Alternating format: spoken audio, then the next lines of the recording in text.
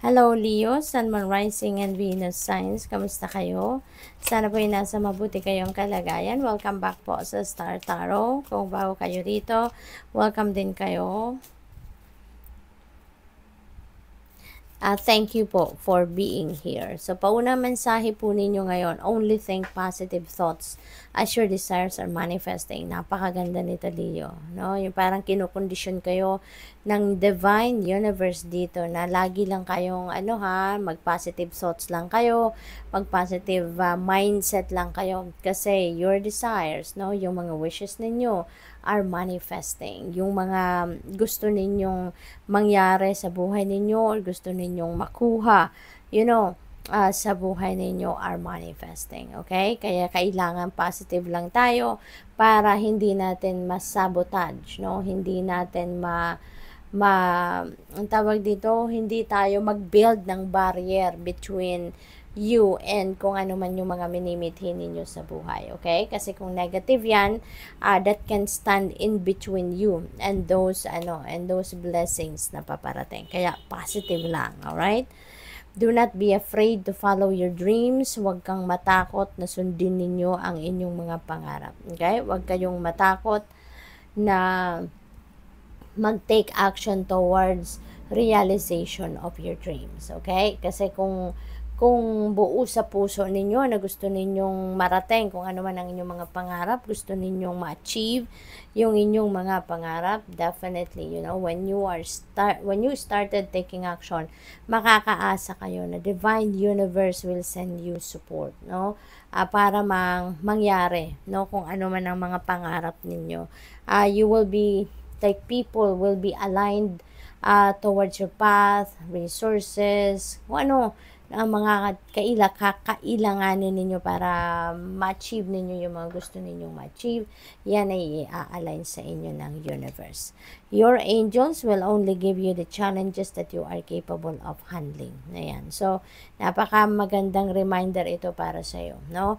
Kaya kahit ano man ang inyong sitwasyon na mahirap, huwag kayong mag-alala. Okay? Kasi binigay yan sa inyo para matulungan kayo na makapaghanda kayo for bigger challenges, no? Kasi sa mga challenges na to, paano lang yan, kumbaga, parang practice lang yan, ano?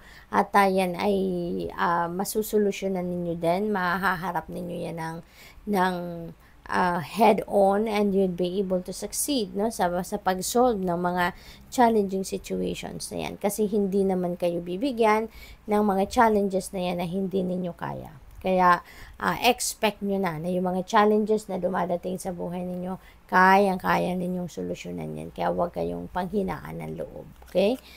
What seems impossible is possible. Okay? Magtiwala lang kayo sa Panginoon, walang imposible. Even if sabihin natin na, naku, napakahirap nitong sitwasyon ko, no? Parang hindi ko to masosolusyonan or hindi ko to makakaya, yung mga ganun. But when you offer it to God, when you surrender it to God, makikita ninyo, no, na ang sa tingin ninyo imposible ay magiging posible at mangyayari yun at mangyayari. Okay? So, tignan natin kung ano pa ang mensahe para sa'yo, Leo.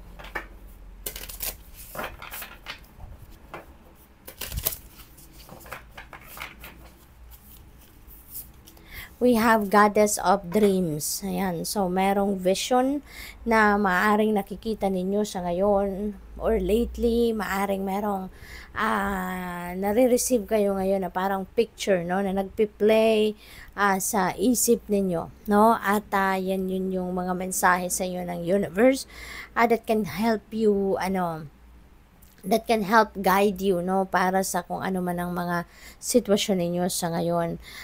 Intuition is also on point sa ngayon. Maraming mga intuitive messages siguro dito ang ipapadala sa inyo as guidance, no. Malakas ang inyong radar sa ngayon. Malakas ang receptivity ninyo sa ngayon for those messages ng divine para sa iyo. Okay? We have letting go of urgency.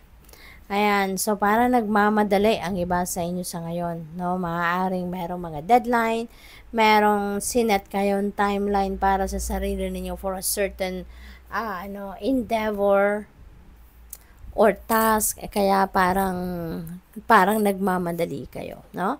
So what else? We have Archangel Haniel, no? Ayan, magiging masaya ka. You're going to be feeling joyful, blessed, no? At saka yung intuition talaga ninyo on point. Maraming intuitive messages ang dadating sa inyo, Leo. So, pakinggan ninyo yan. Merong mga mensahe sa inyo ang Divine Universe na pinapadala through your intuition. Kaya make sure na you make time para mapakinggan yan. Ano? Maaring yan ay mga sagot sa inyong mga dasal, sagot sa inyong mga pakiusap. Maaring yan ay mga mga dinadasal ninyong guidance or confirmation na hinihingi ninyo, no? So, what else? We have achievement. Ayan, so meron na kayong maa-achieve. Meron kayong accomplishments dito, no? Meron na kayong matatapos, may makukumpleto na task ninyo rito. Kaya this is going to be rewarding, this is going to be a rewarding thing, no, sa buhay ninyo, Leo. So, napakaganda, kaya pala kayo magiging masaya. You're really going to be, feeling blessed. Kasi nga, kung ano man itong pinagsisikapan ninyo, maa-achieve nyo na. Kung ano man itong pinagsisikapan ninyo, you will be rewarded financially. Kaya good luck sa'yo. What else? We have currents of emotions. There are uncontrolled feelings sa ngayon. May kidlat, no? Dito sa card. So, maybe, baka yung emotion na to is linked sa anger, linked sa hate, yung mga gano'n na hindi ninyo mapigilan, hindi ninyo makontrol, hindi ninyo makontra, kumbaga, no? So, be careful with that, Theo, no? Be careful na iwasan ninyo sana as much as possible, no? Iwasan ninyo na maano kayo, iwasan ninyo na matalo kayo, no, ng hate na yan, ng anger na yan, kasi you know that is negative, no, that is negative feelings. And since you are manifesting ngayon ng mga pangarap ninyo, ng mga minimithi ninyo sa buhay, mga heart desires ninyo, huwag ninyong hayaan na masabotage ninyo ang magagandang blessing na ito because of this emotions, okay? So, control your anger as much as possible. Kung alam ninyong magagalit kayo or ikakagalit ninyo yan, as much as possible, kondisyonin nyo na yung inyong isipan, or maybe step back, no? Step back from that para hindi kayo magalit or hindi kayo tuluyang mapunta doon sa stressful situation. So, good luck. Thank you for watching Love and Light. Namaste.